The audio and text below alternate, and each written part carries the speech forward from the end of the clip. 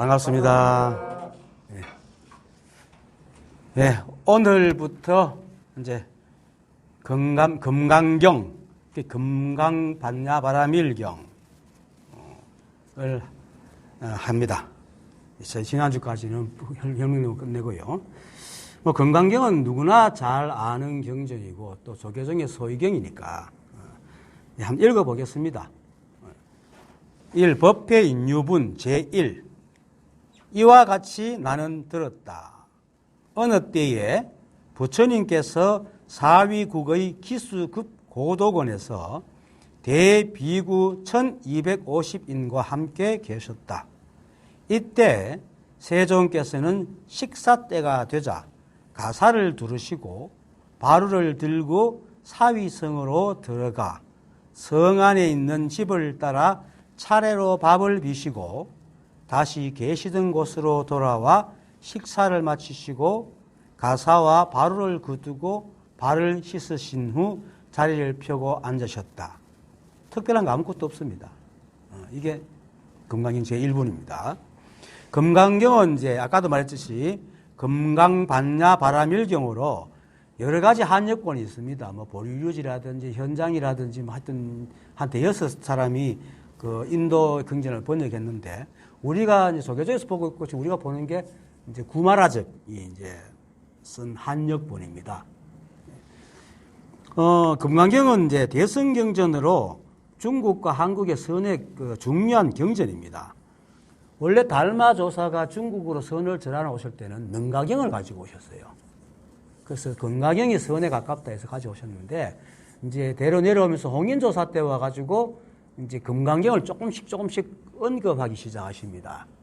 그러다가 이제 육조 해능조사는 자기가 뭐 절도 모르고 중도 모르는 때에 나무하러 갔다가 나무를 팔로 왔다가 나무값 받아 돌아가면서 누가 읽는 이제 금강경 어무소수 이생기심이라는 그렇게 머무는 바 없이 마음을 내라 하는 말에 탁 깨달았단 말이에요. 그리고는 조사가 됐죠. 그래서 그 이후 조계종의 이제 소위경전이 금강경이 되었습니다. 지금도 우리나라도 금강경을 소위경전으로 칩니다. 소위경전이란 말은 소의는 바소자 의자를 의자입니다. 그러니까 의지하는 바라는 뜻입니다. 그래서 소위경전은 의지하는 어떤 종파나 종교에서 의지하는 경전이라는 뜻입니다. 그래서 신행과 계율 그리고 종파가 지향하는 교의, 교리적 의 등 종교적인 믿음과 수행의 바탕이 되는 교리로 삼고 의지하는 경전을 소위경전이라고 합니다. 기독교나 가톨릭은 경전이 여러 개가 없는데 불교는 경전이 여러 개 있습니다.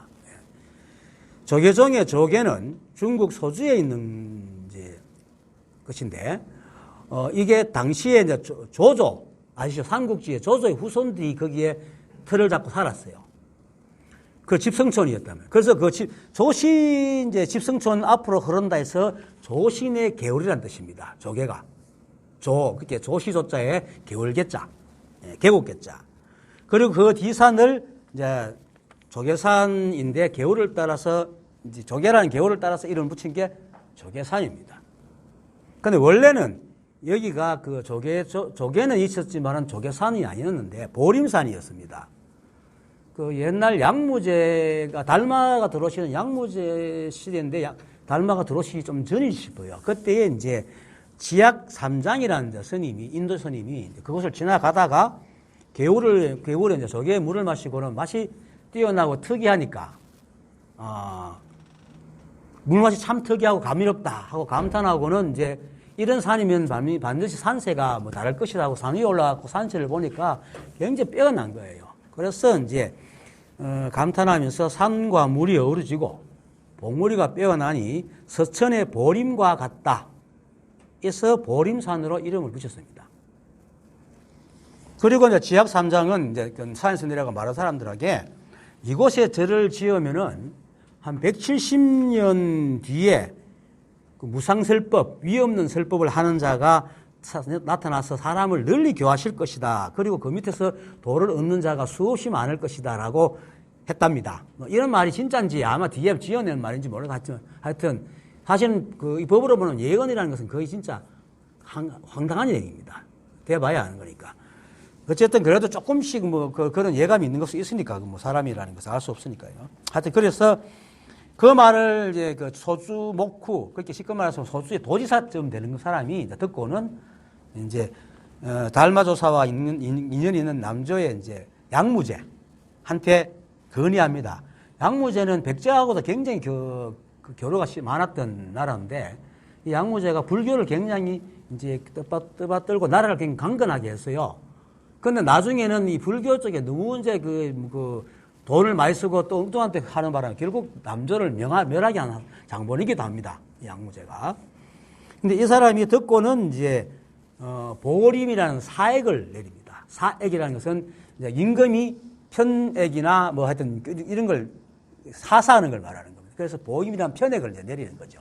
내려가지고 이제 도지사인 후경중은 이제 이걸 받아가지고 502년에 불사를 시작해서 3년에 걸쳐갖고 504년, 2, 3, 4, 4년에 완성해서 보림사라고 이름을 짓습니다. 그 후에 이제 이름이 두 번 바뀌는데, 송나라 송태조가 이제 968년에 남화선절이라고 해서 남화선사라고 이름을 붙였습니다. 붙이고는, 그것이 지금까지 중국의 남화선사로 내려온답니다. 거기가. 근데 그때 산 이름도 이제 지학 3장이 지은 보림산에서 조신의 개울이라는 조개를 따가 조개산으로 이름이 붙였다라고 얘기를 합니다. 그게 이제 조개의 근거지의 뒷배경입니다. 네. 해능조사는 인종법사의 풍번문답 있죠. 바람이 분다, 깃발이 흔들린다 하는 그 풍번문답 때문에 세상에 나와가지고 이제 대중을 교화하면서 보림사에서 39년간 제자를 가르칩니다. 그때는 보림산이었죠. 그리고 그래서 지금의 조계종이라는 이름은 해능종사가 조계의 보림사에서 후학을 가르치면서 남종선이 생겼기 때문에 계열을 이름을 빌어서 조계종이라 한다고 그렇게 내려오고 있습니다.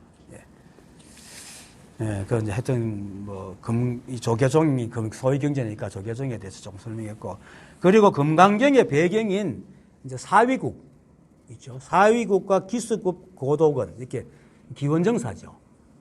이제 기수국 고도건은 부처님 말년에 안한존자를 시자로 해가지고 32년가량 이제 법을 설했던 곳입니다. 부처님께서 올해 한 40년 법을 설했는데 그 대부분을 여기서 계셨는데, 원래 마가다국하고 고살라국에서 주로 했는데, 기원정사에서 많이 했죠. 사위국은 원래 범어로 스라바스티라는 말입니다. 스라바스티. 그래서 인도에 이제 강국 쪽에 고살라국 수도에 이제 사위성이 바로 그걸 한역하면 사위성입니다. 스라바스티. 근데 스라바스티가 이제 우리나라로 와가지고 스라블이 된 겁니다. 그리고 셔벌 있죠. 셔벌 달기 바래 하는 맞죠. 용비어천가. 예, 그래서 서울이 된 겁니다. 인도의 문화가 젖어가지고 우리말이 그렇게 된 겁니다. 그랬다고 어문학자들이 대체로 짐작을 하고 있습니다. 그렇게 내가 알겠습니까? 그래서 우리나라가 불교를 숭상한 나라였기 때문에 부처님과 관계된 지명을 썼다고 봅니다. 어떤 이 스라바스티, 즉 사위성을 경전에서는 원래 성이라고 해야 되는데 사위국이라고 한 것은 그 당시에 대국 고살라국 말고 쪼매난 고살라국이 또 있었대요. 그래서 그것과 차별화시켜서 사위성이라 하지 않고 사위국이라고 했다고 합니다. 그런데 그 뒤에 보면 또 사위성에서 나왔어라고 또 나오죠. 어쨌든 이건 배경입니다. 그리고 기수급 고도건은 급고독이라는 장자가 있습니다. 이 사람이 원래 본명이 수다타인데 이름이 급고독입니다. 배급할 급자에다가 외로울 고자 홀로 독자. 원래 고독은 부모 없는 고아와 홀로 있는 남자를 고아를 고라 그러고 홀로 있는 남자를 독이라 그럽니다. 호레비를 독이라 그러는데 이제 옛날에는 여자들은 힘이 있었던지 홀로 있는 남자를 가했겠는데 고독은 좀 불우한 사람들에게 배급을 한다는 거죠. 급고독 장자는 이제 불우한 사람들한테 많이 도와줬다는 겁니다. 지금도 보면 인도에 가면 우리가 상상할 수 없을 만큼 재산을 가진 사람도 있죠. 40몇 10조씩 갖고 있는 사람도 있습니다. 그처럼 그때도 이분도 그랬던가 봅니다. 근데 이제 그 기수급 고도군이 이제 우리말로 기원성 정사라 그러는데, 이 기수급 수답타가 부처님 소식을 듣고는 부처님께 이제 부처님이 머물 곳이 없다니까 부처님이 머물 곳을 이제 마련하려고 찾았는데, 마침 기타 왕자라는 이제 그 당시에 태자가 가지고 있는 그 림이죠. 아주 평지가 있고 한 숲이 많은 숲풀림이 있어가지고 그것이 이제 보니 딱 안성맞춤해서 가서 팔라고 합니다. 하니까 이 사람 팔 생각이 없어요, 왕자가. 그래가지고 이 사람 포기시키려고 그 땅에다가 금으로 다 깔면 내 주겠다 이랬거든요. 그러니까 이 사람이 정말 금을 깔기 시작한 거예요.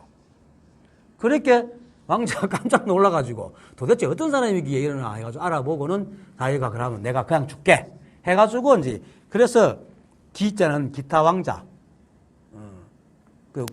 기타 왕자 가지고는 정원, 선원, 수본이라고 그래서 기원이라고 합니다. 기원 정사라고 합니다. 기타 왕자의 원림에 지은 정사라는 뜻입니다. 요까지가 이제 지금 기원 정사에서 사위국 기수국 고도군이라는 것을 이제 설명한 겁니다.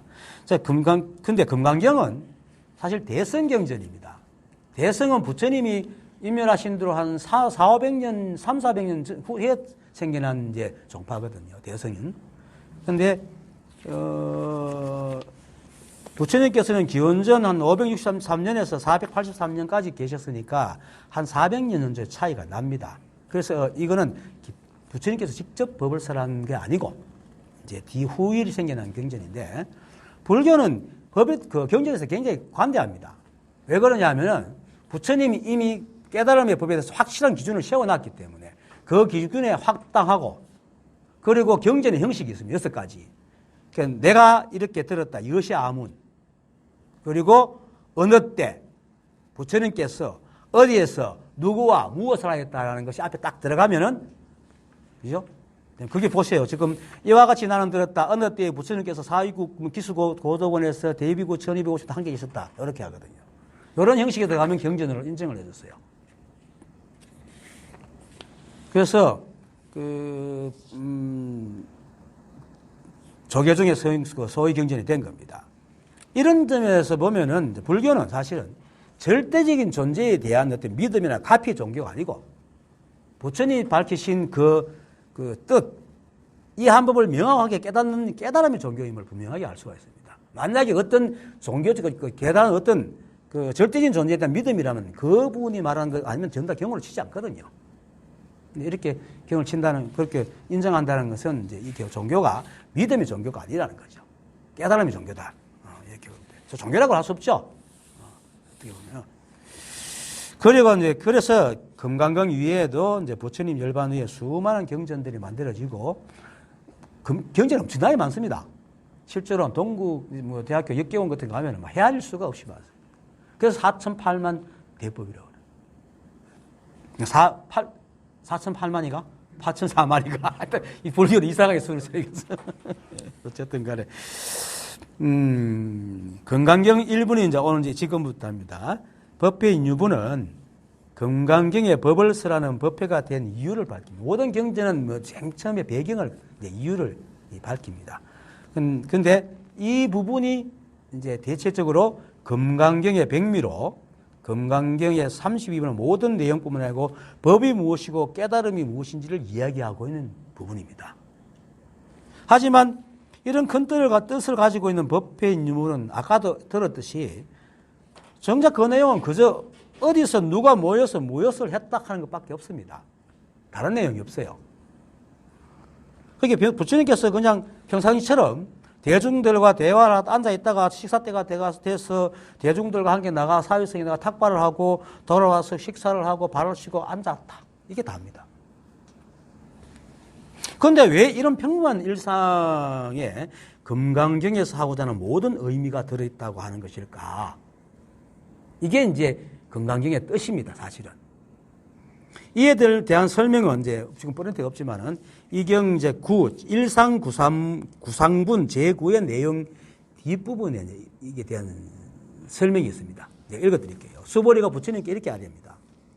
세존이시여 부처님께서 말씀하시기를 제가 무쟁삼매를 얻어 사람 중에 가장 으뜸이라고 하시는 것은 제1의 이욕 아라한, 욕심을 여인 아라한이기 때문입니다.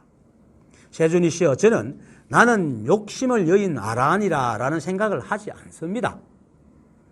세존이시여, 제가 만약 아라한과를 얻었다라고 생각하였다면 세존님께서는 수보리는 아란나행을 즐기는 자다라고 하지 않으셨을 것입니다. 중요한 것이 지금부터입니다. 수보리는 실로 행하는 게 없기 때문에 수보리는 아란나행을 즐기는 자다라고 하시는 것입니다. 이게 금강경의 핵심입니다. 반야부 경전에 공을 말하거든요. 공을 말하는 경전입니다. 아무것도 하지 않는다. 이게 무의죠. 근데 이제 무의라는 것을 또 설명을 하겠지만 정말 아무것도 하지 않는 게 아닙니다. 부처님께서 수보리를 사람 중에 가장 업덤이라고 한 것은 아란나행. 그렇게 아무 일도 하지 않는다. 그 얘기입니다. 실로 행하는 것이 없기 때문에. 그렇기 때문에. 그래서 아란나행은 무쟁삼매를 말하는 겁니다. 다툼이 없는 삼매. 무쟁. 무쟁삼매의 무쟁은 다툼이 없다라는 것인데 부처님께서 수보리가 무쟁삼매를 즐긴다고 하신 것은 수보리가 아상을 일으켜서 세상 일에 시비하여 다투는 유의의 행위를 행하지 않고 오직 이 한부의 법칙과 작용인 인연을 따라 살아가기 때문에 그렇게 말을 한 겁니다. 그리고 삼매는 단지 마음이 고요한 것을 말하는 것이 아니고 일체의 일을 다 하되 시비 분별 없어서 마음이 고요한 것을 말하는 것으로 법의 인연으로 살아간다는 것이 삼매입니다. 그냥 이렇게 앉아있는 게 삼매가 아니란 말이에요. 법의 인연으로 살아가는 자에게는 나라는 아상이 없죠. 나라는 아상이 없으니까 법의 인연으로 살아갈 수가 있죠.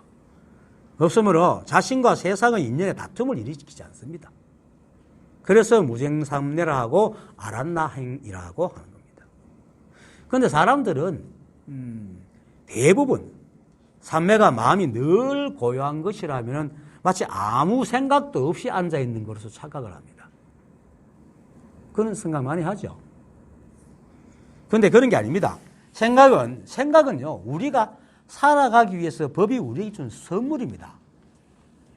실제로. 이 생각은 매 순간 우리가 별탈 없이 살아가도록 내 생각과 바깥 생각을 끊임없이 보고 느끼고 분석해서 내가 피해를 입지 않도록 만들어주는 게 생각입니다. 이거는 깨달은 사람이나 깨닫지 못하는 사람이나 똑같습니다. 저도 생각을 하고 삽니다. 생각 안 하고 사는 사람이겠습니까? 그래서 수보리도 역시 자신의 생각과 다른 이의 말들 그리고 세상의 현상에 대해서 끊임없이 분석하고 반응합니다. 그리고 피할 건 피하고 또 이익이 되는 역시 다른 사람과 함께 취합니다. 하지만 다만 수보리가 다른 사람하고 다른 점은 그렇게 분석하고 반응하면서도 그것이 결과적으로 자신의 뜻대로 되지 않고 또 피할 수 없는 인연임을 알면은 그것에 대해서 어떤 시비도 다툼도 없이 그대로 받아들인단 말입니다. 그래서 마음에 어떤 물결도 일지 않는다는 겁니다. 그래서 고요하다. 그래서 삼매를 고요하다 하는 겁니다. 생각이 없는 게 아니고 생각에 따른 마음이 일어나지 않는다. 그것이 혈명론에서 그랬잖아요. 화내고 기뻐하고 하지만은 목인과 다른 것은 그 안에 그런 슬픔과 기쁨을 찾을 수 없기 때문이다 했거든요. 그게 바로 그런 말입니다.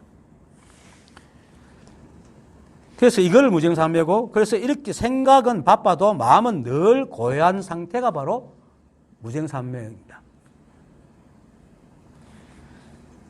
아무런 생각 없이 텅 빈 생각으로 앉아있는 게 아니고 모든 생각과 세상을 일을 다 보지만은 그것에 대해서 옳고 그름을 따지지 않기 때문에 마음이 끌려다니지 않는 겁니다. 생각에 대해서. 자석이 없단 말입니다. 자석은 뭐 지남철이죠. 남쪽을 가리킨다. 남쪽을 가지고 북쪽을. 그렇게 어떤 특정한 게 자꾸 끌린단 말이에요. 집착하고 있는 게 자석이거든요. 근데 우리의 마음은 자석이 없어요. 생각은 자석이지 몰라도. 그래서 이건 이렇게 말하면 어떤 사람은 그럼 알아차림과 같잖아. 근데 알아차림하고는 다릅니다. 알아차리면 일부러 그걸 막 알아차리려고 하지만은 삼면은 그걸 일부러 알아차리지 않습니다. 왜 그걸 속 쉽게 알아차려요?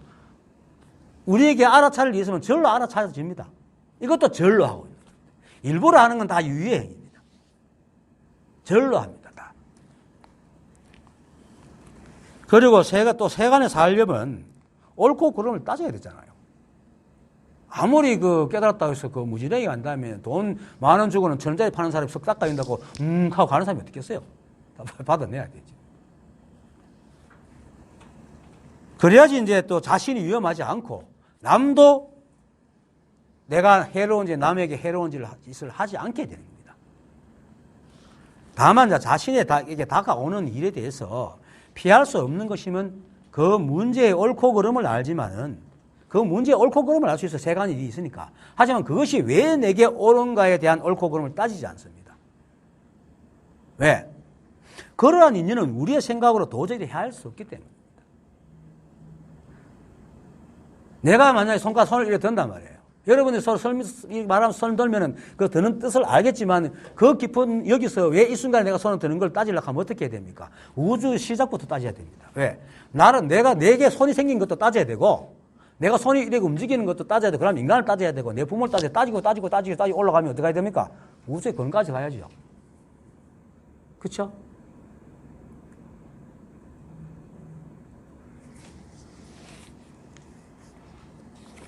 지구가 생긴 인연도 따져야 되고 지구가 떨어져서 나온 인연 그러고 생명이 원소가 어떻게 생겨나는가 따져야 되고 이거 아는 사람이 어디 있습니까? 이 원인을 다 아는 사람이 없단 말이에요. 그래서 이 법계를 중중무진의 법계라 그럽니다. 거듭되고 끝없이 없는 법계가 중중무진 법계입니다. 그거를 다른 말로 비유로 인드라망과 같다. 제석전이 사는 집에 있는 망과 같은 거물을 갖다 인드라망이라는데 인드라망은 단순한 망이 아니고 뭡니까? 수없는 수혈기는 구설들이 상호좌우로 끝없이 연결되어 있는 거 인드라망입니다. 우리의 인연이 그렇잖아요. 끝없이 연결되어 있죠. 여러분과 내가 이렇게 말하지만 내가 여기 올 때에 저렇게 늦게 온 것도 내 일에 인연이 있기 때문에 늦게 오는 겁니다. 내 인연 몸도 컴퓨터, 프린터 때문에 없어. 그럼 프린터 때문에 인연이 있기 때문에 또 그거 내가 빨려 들어간 거죠. 그게 나 손가락 하나 움직이는 것도 그냥 움직이는 게 아니고 모든 것이 연결되어 있는 거예요. 내 손가락 하나다가 이 우주를 드는 겁니다. 그래서 스미산이 기사시 안에서 간다고 하는 거예요. 그래서 이런 인연은 아무리 뛰어난 존재라도 절대로 알 수 없습니다. 그래서 자기가 세상을 볼 때, 세간적으로 옳고 그름을 알지만 그것이 내게 좋게 오는지 나쁘게 오는지는 안 따진단 말이에요. 그 인연을 알 수가 없기 때문에. 그래서 다툼이 없는 거예요. 그래서 마음이 그게 따지지 않는다는 것은 내가 그걸 받아들일 준비가 됐다기 때문에 거기서 어떤 동료도 없다는 얘기입니다. 그걸 일러서 삼매라고 그러고 무생삼매라고 그러는 겁니다.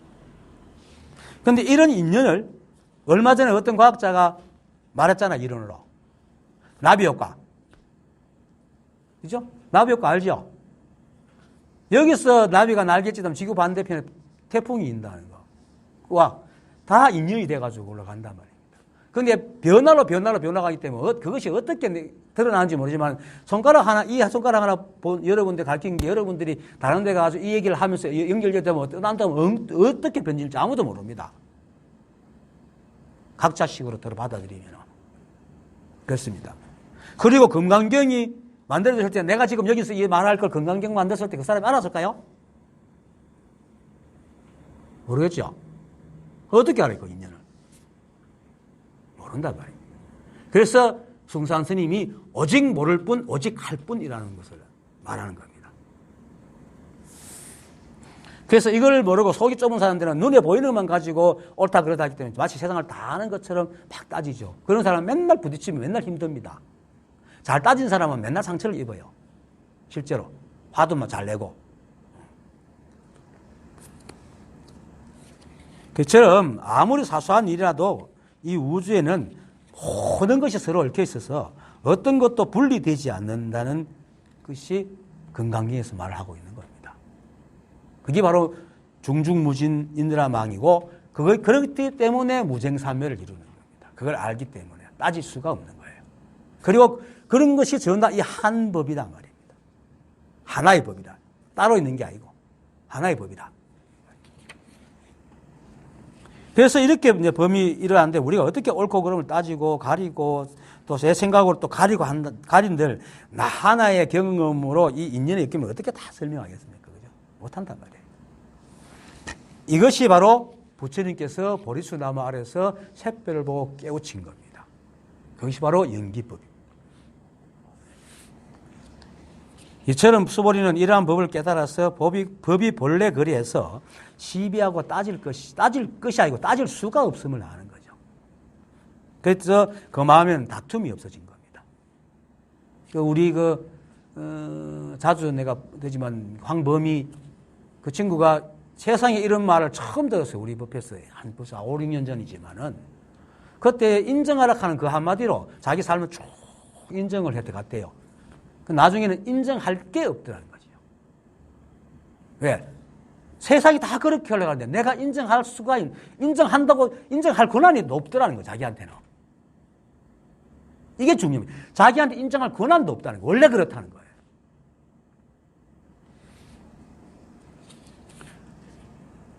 그래서 이처럼 이렇게 알았기 때문에 알고 나니 당연히 마음에는 다툼이 없죠. 늘 고요하지.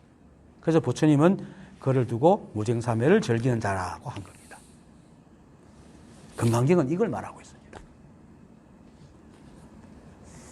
그 사구계에도 보면 전하가 이런 말이잖아요. 모양 따라가지 마라 하고 다 그런 얘기잖아요. 하지만 대부분의 사람들은 마음과 생각을 구분하지 못해서 마음이 고요하다고 하면 생각이 없는 것으로 고요하다고 생각합니다. 그리고는 한 생각도 일어나지 않는 고요한 상태에서 딱 앉아 조금도 벗어나지 않아야 삼매라고 생각한단 말이에요. 이게 어리석단 말입니다. 이런 사람은 오히려 생각이 일어나면 그만 또 시비를 합니다. 왜? 자기가 삼매라는 잣대가 있잖아요. 지남체에 딱 있으니까. 탁. 그러면 다투기 시작합니다. 그리고 조금이라도 생각을 따라가면 막 후회를 해요. 그러니까 이 죽은 삼매지 무슨 살아있는 삼매가 되겠어요. 이 법계는요, 실제로 지금도 그렇잖아요. 조금 더 쉴 틈 없이 분주합니다. 여러분들이 지금 거의 조용하게 앉아 내보는 것에도 끊임없이 움직이고 생각하고 하잖아요. 그러고 시간이 변하기 때문에 세포도 계속 변해가고 피도 오르고 이 법계는요, 정말로 분주합니다. 하지만 이 법은 그것에 대해서 어떤 시비도 하지 않고 그저 인연만 되면 무엇이든지 드러나게 합니다. 그렇기 때문에 여러분하고 우리가 이게 만나 있잖아요. 여러분들이 여기 오는데 뭐 누가 공산당처럼 막아가서 오지 마라 합니까? 다만 이제 인연이 안 돼가지고 뭐 좀 늦게 이럴 뿐이지 오려고 마음은 언제든 온단 말입니다. 절대로 안 막습니다. 이 법은.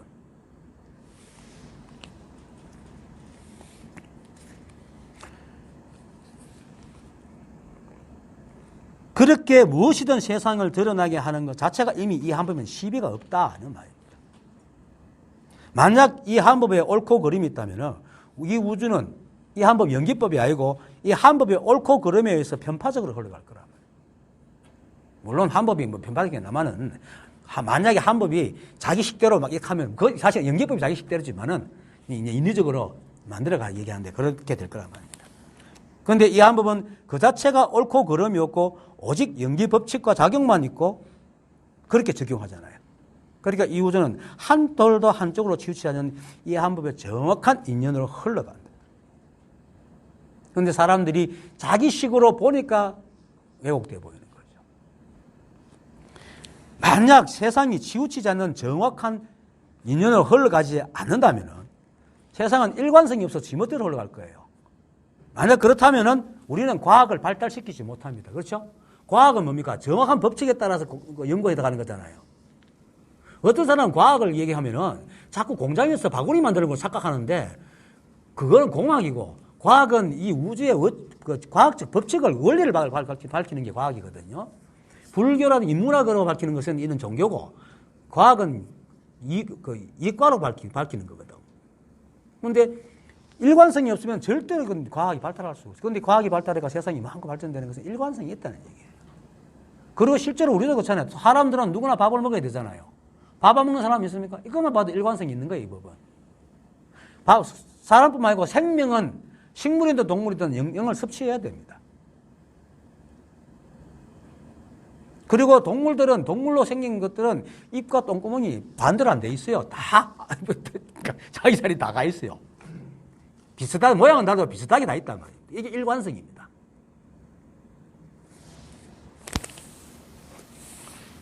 그래서 일관성이 있다는 것은 이 세상의 인연이 늘 평등하게 흘러간다는 걸 증명하는 겁니다.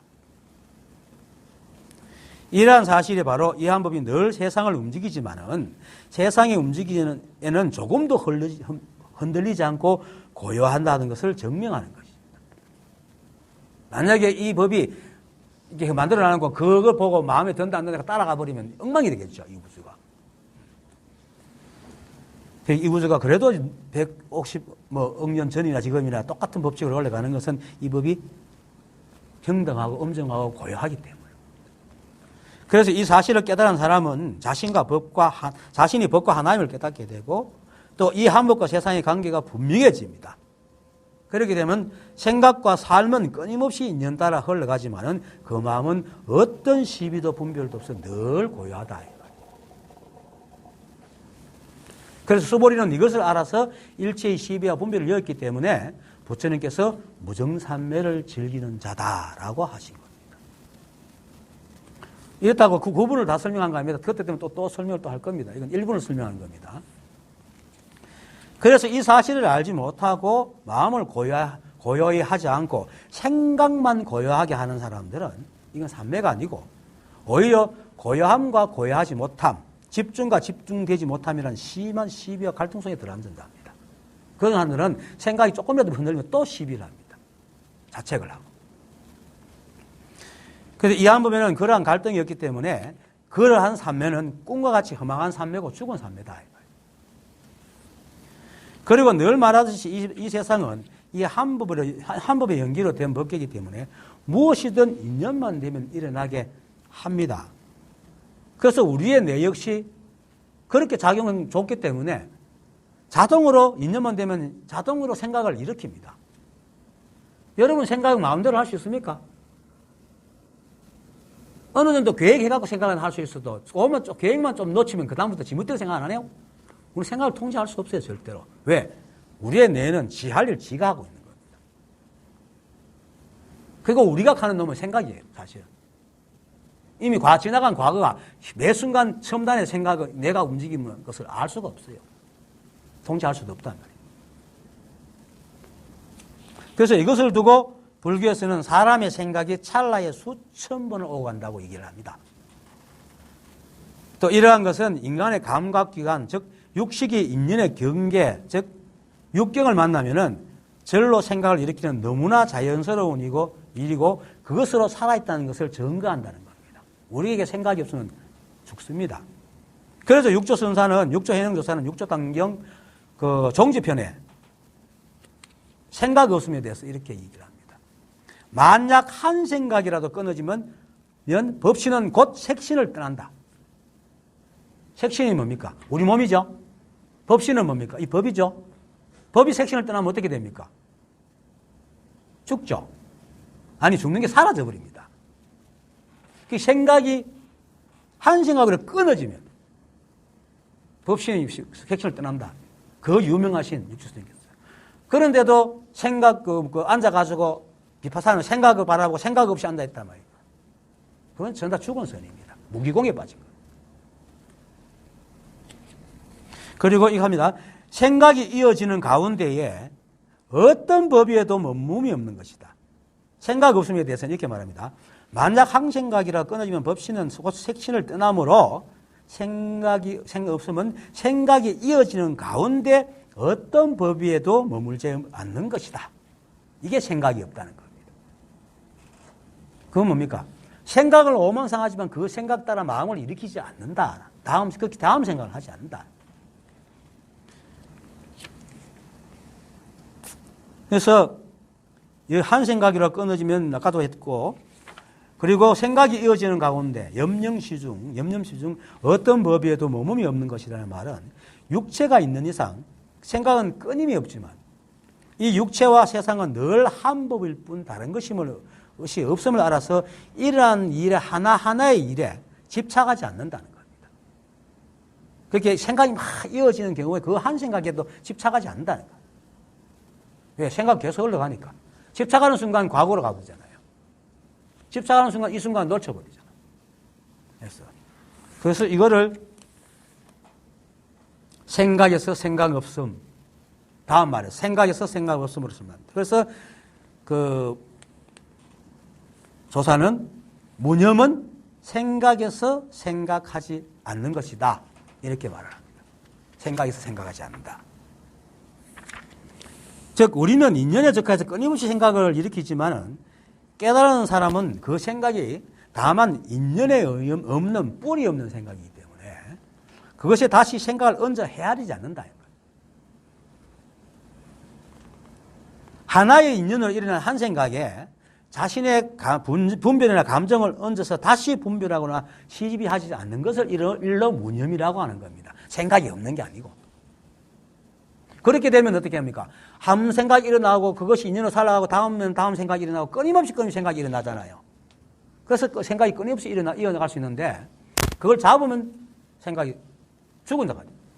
그렇게 생각하되 생각이 하자는 것. 이게 무념입니다. 이처럼 해능조사 말씀하신 이 무념이 바로 다툼이 없는 거예요. 다툼이 없으니 마음이 고요한 산매인 무쟁산매가 되는 겁니다. 그래서 무쟁산매는 어렵게 말할 것이 없습니다. 세상의 모든 일은 다 이 한 법일 뿐 그것을 시비하는 것은 뭡니까? 자신의 잣대에서 비롯됐다. 우리 그런 거 있잖아요. 어떤 걸 보고 같이 손뼉치고 맞다 하더라도 세세하게 나눠가면 어떻게 됩니까? 이게 다 달라지죠? 다 달라집니다. 그거 왜 그렇습니까? 자기 식대로 보기 때문에. 우리는 닫힌 존재거든요. 어쩔 수 없이 우리는 닫힌 존재예요. 우리 생각은. 그래서 바깥을 알 수가 없기 때문에 자기 식대로 생각합니다. 그러니까 결국은 다 자기의 생각들. 그 세상은 어떻게 합니까? 모두 이 한 법에 의해서 일관성 있게 흘러가는데 한 개인의 닫힌 생각을 바라보니까 맨날 부딪힐 수밖에 없죠. 좁게 생각돼요. 그래서 그것을 시비하는 것은 이 법이 시비할 게 있어서가 아니고 그 사람의 생각에서 그것을 시비하고 있다. 그 사람의 생각이 끌려다니는 겁니다. 그래서 자신의 생각이 짓는 잣대에 의지하지 않고 이 한법의 법칙과 자유에 따라서 살아가는 것, 즉 인연 따라 살아가는 걸 일러 무쟁산매라 한다. 생각을 하지 않는 게 아니고 생각은 마음대로 해도 됩니다. 우리는 생각을 안 하면 못 삽니다. 법신이 육신을 떠납니다. 이것을 마조 스님을 적심시불, 즉 인연에 적하는 마음이 곧 부처다 라고 하는 거죠. 실제의 삶에서는 성가에서 말하는 무의, 즉 아무것도 하지 않는다는 말 속에는 또 우리에게 할 일은 참 많습니다. 많죠? 배고프면 먹어야 되고 자면 자야 되고 아무것도 안 하다가도 뭐 가려면 간질해야 되고 그죠? 문득 뭐 생각이 나면 또 이사분 있으면 또 책상에 가 뭐 찾아야 되고 아니면 뭐 챙겨야 되고 뭐 온갖 일이 많습니다. 우리 그저 가만히 안 둡니다. 법인 절대로. 또 일하다 지치면은 쉬어야 되고 그렇습니다. 그리고 또 한편으로는 어떤 계획을 세워서 그것을 하지 못하면은 마치 이제 그날은 아무것도 한 것이 없는 또는 망치는 날 또는 공치는 날로 이제 사람 생각을 하죠. 근데 우리의 삶은 어떤 행위가 있거나 또 계획을 한 대로 일을 못했다고 해서 그냥 가만히 앉았습니까? 아니죠. 가만히 못 앉았죠. 그래도 간지러고 밥 먹고 하잖아요. 아무리 화가 북북 나고 죽을 것 같아도 다 살아있는 행동을 다 합니다. 그게 우리란 말이에요. 생각이 그것을 가치 있게 안 여기고 그만 가치 있게 여기니까 이제 그게 단 줄 알고 살지. 실제로 생각만 딱 되면요. 우리는 언제든지 바쁘게 살아가고 있다. 그게 우리 실체예요, 실제로. 그리고 탓하는 과정에서 심심해지면 또 TV도 보고, 화장실도 가고, 잠도 자고, 그런단 말이에요. 물론 시비가 많이 걸린 일은 쉽게 사라지지 않고 틈만 나면 일어나겠지만 결국 그런 것은 세월이 지나면 잊혀지고 삶은 이상으로 돌아오잖아요. 죽을 것 같아도 돌아옵니다. 이것이 바로 삶이고 법의 법칙이고 작용인 인연의 삶입니다. 그리고 우리가 그럴 수 있는 것은 우리가 생각을 한 곳에 머물게 하려고 해도 이 한 부분 절대로 머물지 못하게 하기 때문입니다. 이것을 선사들은 하루 종일 밥을 먹어도 한 톨의 쌀을 씹은 적이 없고 하루 종일 걸어 다녀도 한 뼘의 땅을 밟은 적도 없고 하루 종일 봐도 본 것이 없다 하는 말입니다. 이 말이. 그게 인연을 따라 삶인 거예요. 그래서 무의와 유의의 차이는 우리의 삶은 모두 이 한 법의 일로 무의의 삶입니다. 실제로. 우리가 하는 게 아무것도 없거든요. 다 법이 하지. 우리가 고민하는 것도 우리한테 그런 뇌를 주고 그런 감각기능을 줬기 때문에 그것들이 조합돼서 그래 일어나는 것이지. 거기에 내가 어디 있습니까? 그걸 생각이 내라고 이름 붙여서 그렇지. 이 법이 다 하고 있어요. 그런데 한 생각이 잣대를 일으켜서 그것에 맞지 않는 모양을 시비하고 뽑아 어떻게 하려 하는 순간 유의가 되는 겁니다. 그래서 근본적으로 유의와 무의는 한 뿌리에서 나온 겁니다. 한 뿌리에서 나왔는데 그래서 그 삶의 형태는 아무런 차이도 차별도 없습니다. 다만 한 생각이 그렇게 시비를 해서 유의와 무의를 나누는 겁니다. 그래서 육주께서 생각에서 생각하지 않는 것이 무념이다라고 얘기를 하신 겁니다. 생각은 다 합니다. 두 번째 화살 맞지 말아요. 부처님 그 말하죠? 두 번째 화살. 사람들은 길을 가다가 그 아름다운 꽃을 보면 깨달은 사람이나 깨닫지 못한 사람은 다 아름답다 한다. 하지만 깨닫지 못한 사람은 그걸 탐내고 얻지 못하면 화를 내지만 깨달은 사람은 그냥 두고 그것은 그냥 보고 그냥 단다는 거죠. 그 인연을 보고. 생각입니다. 똑같이 거기에 걸리던 것이 두 번째 화살이다. 그래서 무의를 인연으로 받아들이는 것이라고 하면은 잘못 알면은 어떤 사람은 정말로 좀비처럼 아무것도 아무 생각도 안 하고 그냥 허우적 판단 없이 허우적거리듯이 따라가는 것을 하는데 그거는 이제 무기공입니다. 인연을 따라 산다는 것에서도 우리가 봤을 때 선택할 수가 있어요. 그렇죠? 우리가 뭐 큰 문제가 없는 거는 밥을 먹을까 빵을 먹을까 그건 선택할 수 있잖아요. 그거 우리 선택할 수 있죠. 그렇다고 해서 무인데 처음 빵 생겨서 빵 먹어야지 밥 먹으면 안 되지. 이렇게 하면 이건 또 시비하는 겁니다. 그래서 우리가 선택하고 구별할 수 있고 분별할 수 있으면 분별하면 돼요. 근데 그것이 안 될 때, 어떻게도 안 될 때 받아들이는 것. 이게 이제 무의의 삶이라는 거예요. 사람의 뇌는요, 장식품으로 달아놓은 것이 아닙니다. 절대로. 이 한 법이 아주 잘 맞게, 사람이 잘 살아가도록 다 만들어 붙여놓은 거예요. 그래서 충분히 활용을 하되, 그것으로 나라는 생각, 아상만 개입시키지 않으면 모든 삶이 다 무의의 행위입니다. 무의가 대단한 게 아닙니다. 그래서 무의의 행을 이런 말에 고마 유의의 행은 하지 말라고 한다고 세간이래 아무 간섭도 안 하고 아무 집에다 아무것도 이익도 안 바라고 막 앉았으면 그거는 무의에 빠진 것입니다. 자기한테 이익되는 건 사야죠. 그래 살아가지. 밥도 안 먹으면 해야 돼. 먹어야지. 돈도 벌어야 돼. 그런데 인연이 부딪힐 때에 그것을 알고 받아들인다는 게 이게 무의행이다. 세간의 일은 모두 대부분 목표가 있기 때문에 목표를 세우는 까지도 인연의 일로 아무 문제가 없습니다. 내가 사랑하는 사람이 있으면 뭐 가서 얘기하고 돈 있으면 벌어야 되고 세상에서 하는 일, 그 목표 세우는 건 아무 문제가 없습니다. 그리고 결과도 인연을 따르지 않고 꼭 이루어야 된다는 욕심에 끌려다니거나 거기서 막 그래가지고 북북거리고 매몰되고 자기를 쥐어뜯지 않는다면 결과도 아무런 문제 없습니다. 취하는 것도. 안 되면 안 되는 대로. 안 되는 것도 결과거든요. 안 되는 것도 되는 겁니다. 인생을 한 3, 40, 4, 50 살면은 안 되는 것도 되는 거라는 걸 이제 알잖아요. 안 되는 것을 되는 것이라 받아들여야지 비로소 다른 삶을 살아요. 내가 이 법을 얘기하면서 실패한 사람 한 두세 명 봤는데, 스님인가 보니까 그 사람들이 한 2년, 3년 지나면 다시 일어섭니다. 그 사람 일어나면서 뭐 간절합니까? 이걸 빨리 알았다면 그때 일날 걸. 그걸 빨리 알겠어요? 처음이니까. 그런데 몇 번 경험하면 금방 털어낼 수 있어요. 실패도 그것도 결과라는 거예요. 안 되는 것도 되는 거라는 걸 알기 때문에 툭툭 털고 할 수 있다.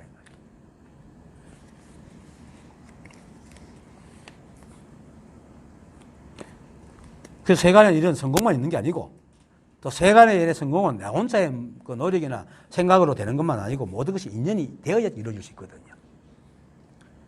그래서 세간도 인연을 거스르는 유의로 살면은 세간이 되고 인연을 따르는 무의로 살면은 출세간이 되는 겁니다.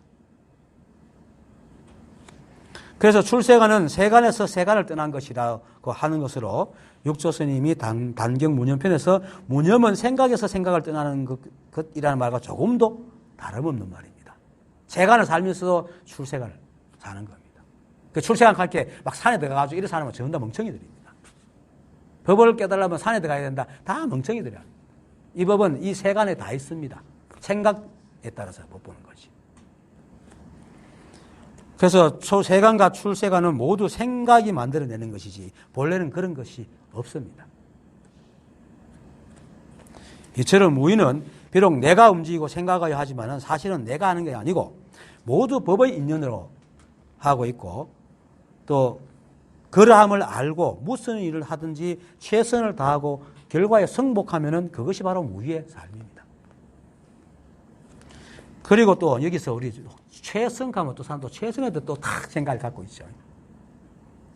이 사람이 말에 속아요. 그래서 내가 사족을 붙이는데 최선에는 최선이 없습니다. 자신이 스스로 결정해서 일을 하다가 됐다 싶어 그만두면 그것이 최선이에요. 그것이 최선이 없습니다. 왜냐하면 자기가 자기를 제일 잘 알거든요. 생각이 지치든 몸이 지치든 목이 마르든 하여튼 그만하자 하는 생각이 들 때 그게 자기에게 까짓 것이. 그래도 거기서 또 한번 더 할까 이렇게 하면 그것도 할 수 있는 거고. 그래서 자기가 결정 내리는 겁니다. 그 결과가 어떻게 나왔든 그건 아무 상관이 없습니다. 이렇게 압니다. 무정사멸을 알면. 법을 알면 이걸 알기 때문에 시비가 없어져요. 근데 이런 말을 하면 또 어떤 사람들은 과거와 현재를 비교해가 과거에는 내가 이렇게 했는데 지금은 이것밖에 못한다 하고 지금 최선을 안 했다 하고 이까지 또 막 지어뜯죠. 아니 거꾸로 돌려가 지금 늙었을 때 이만큼 하는데 젊은 이만큼밖에 못 해도 그건 그때 인연이 다른 거예요. 그 최선을 다한 거라 다. 이거는 모든 것이 매 순간마다 다 다르고 변했다는 사실을 모르는 그는 멍청이 같은 생각을 따라 망상이란 말입니다. 일체법은 조금도 머물지 않기 때문에 단 한순간도 같은 것이 없습니다. 그래서 매 순간 자신이 그만둘 때가 되었음을 알고 그만두는 것이 그때의 최선이다. 그리고 이 일의 결과는 이제 됐다 하고 그만둘 때 드러납니까? 안 드러나죠. 우리가 뭘 일할 때 딱 일을 딱 그만둘 때 드러날 수도 있지만 그것이 나중에 드러날 때도 있잖아요. 시험 쳤을 때는 채점이 돼야지 결과가 드러나잖아. 그처럼 한참이 지난 후에 일어나기 때문에 그 결과는요. 우리는 슈퍼맨이 아니어서 그것까지 모릅니다. 절대로.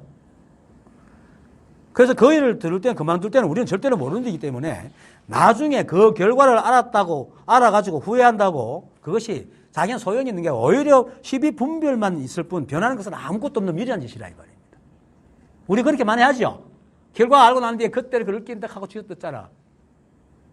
특히나 아주 간단한 예로 운전하고 1차선 가다가 좀 미키는 것 같아가지고 좀 한산한 2차선가가 퍽 박아부서 아이씨 1차선 결기인데 이건 누구나 한번 경험하잖아요. 그거 어떻게 하라고 그때? 모르거든요. 이거는 변한 것이 아무리 쥐어뜯어도 변한 것이 없어요. 그 미련한 짓이라. 다 최선을 다한 거야 거기서. 그 이후 중에 늘 최선을 다해 살아요. 그런 생각만 안 하면 되는 거 아닙니까? 그래서 아쉬움이 남더라도 안 되는 것은 잊어버리는 것이 무의예요. 최상책이고. 물론 이제 시비만 그 속에 담지 않으면 방법적인 문제는 기억해 주는 게 삶에 도움이 됩니다. 그것까지 하지 말라는 것은 아닙니다. 실패한 원인을 알아야지 될 수 있잖아요. 그런데 그것이 자기를 매몰시켜서 자기를 해치는 짓은 하지 말아요. 왜 그걸 과거를 대롭게 살 수 있냐면 이 법은 일관성이 있기 때문에 똑같은 집을 짓다 무너졌으면 그걸 개선해가 다시 세우면 돼요. 근데 그때는 몰라서 무너뜨렸기 때문에 그걸 지금 알고 난 야음 지었던 모르는 내가 그때 내가 알았다 하고 깨어나겠어요? 말도 안 되는 생각을 하고 있어 사람들은. 그런 일이 있을 수가 없어요. 그런데 자기를 슈퍼맨을 알아. 사람들 척 한다. 그런 짓을 하지 말라는 거죠. 그런 짓을 안 하는 게 무위예요. 어려운 거 아니에요. 그래서 어떤 일을 해도 도모해도 아무 상관없습니다. 다만 일의 진행에서 우리가 미래를 알 수 없기 때문에 나름대로 최선을 다하고 그 결과를 진행대로 받아들이는 것이 무위입니다. 요걸 말하는 격은 있죠. 진인사 대천명. 그게 무위의 말입니다. 진, 다하다, 인사. 사람의 일을 다하고 대, 기다린다. 천명, 하늘의 명을 기다린다. 하늘의 명이라는 게 따로 있는 게 아니고 세간살이에서 일어난 인연의 일입니다. 그리고 또 목적을 이루지 못해도 그것에 매몰되지 않는다면 반드시 다른 일이 또 옵니다. 그렇죠? 이만큼 살면 뭐 그걸 못했다 그거 죽고 사라지는 게 아니잖아요. 또 다른 일이고 또 살아가잖아요. 그러고 지나고 난 뒤에 내가 옛날에 그랬다 또 술 한잔 먹고 안주거리 얘기하잖아요. 그게 삶이거든요. 그리고 또 설사 매몰된다 하더라도 여전히 잠을 자야 돼도 똥 놓아야 됩니다. 우리는 뭔가를 해야 돼요. 안 하고는 못 살아요. 그래서 세상의 일은 어떻게 인연이 흘러갈지는 돼봐야 알 뿐 미리 알 수 있는 것은 아무것도 없습니다. 그러니까 이미 사라진 일에 자신을 던지지 말고 또 이미 자신이 아주 작은 한 개인의 삶을 가지고 마치 우주를 전체를 다 아는 자처럼 굴지 말라고요. 여러분들 슈퍼가 아닙니다. 슈퍼맨이 슈퍼맨이 아닙니다. 그러니까. 그리고 누구나 다 인생에서 쓴맛을 봅니다. 그것이 또한 법이고 그것을 받아들이는 게 바로 무위의 삶이다. 그러니 인생에서 아무리 크다고 여겨질지라도 그 실패에 자신을 내던져서 짓밟지만 않는다면 법은 우리가 살아있는 한 무엇이든지 가져다 줍니다. 우리가 살 수 있도록. 그래서 앞일을 털어버리고 다음 일을 하는 것이 바로 과거 신불가득, 현재 신불가득, 미래 신불가득입니다. 그리고 그 매 순간은 늘 해탈의 삶을 사는 겁니다. 이것이 바로 수보리가 즐기는 아란나 행위다 이 말입니다. 삶의 일함을 알면 우리가 할 것이 아무것도 없잖아요. 계획하지 말라는 게 아무것도 없다는 것은 그에 대해서 어떻게 이렇게 막 오르니 그러니 갈 게 없다 이 말이에요. 그냥 오직 모를 뿐 오직 갈 뿐이죠. 그래서 승 선생님이 오직 물을 뿐만 하지 않고 오직 갈 뿐이라고 얘기를 한단 말이에요. 주어진 인연대로. 그래서 법을 믿고 주어진 대로 살아갈 뿐 일체의 욕심이 없어지고 마음에 상처가 없는 사람이 됩니다. 그래서 늘 번뇌가 없다는 거예요. 그 사람에게는. 번뇌가 없으면 그게 해탈이죠. 딴 겁니까? 이것이 바로 무위의 복덕이고 우주를 다 갖는다 해도 이 편안함과 자유로움은 절대로 얻을 수 없습니다. 나한테 우주 주면 나 싫어. 그거 어떻게 감당하라고. 그 많은 거를 싫어요. 안 받아. 그걸 왜 받아? 영원 사람이 낫지. 그래서 복덕이 크다라고 하는 겁니다. 수보리는 이렇게 삶에 행했기 때문에 아무 일도 행한 것이 없다라고 얘기한 겁니다. 그 유의적인 행을 하지 않았다. 그것이 바로 아란나 행입니다.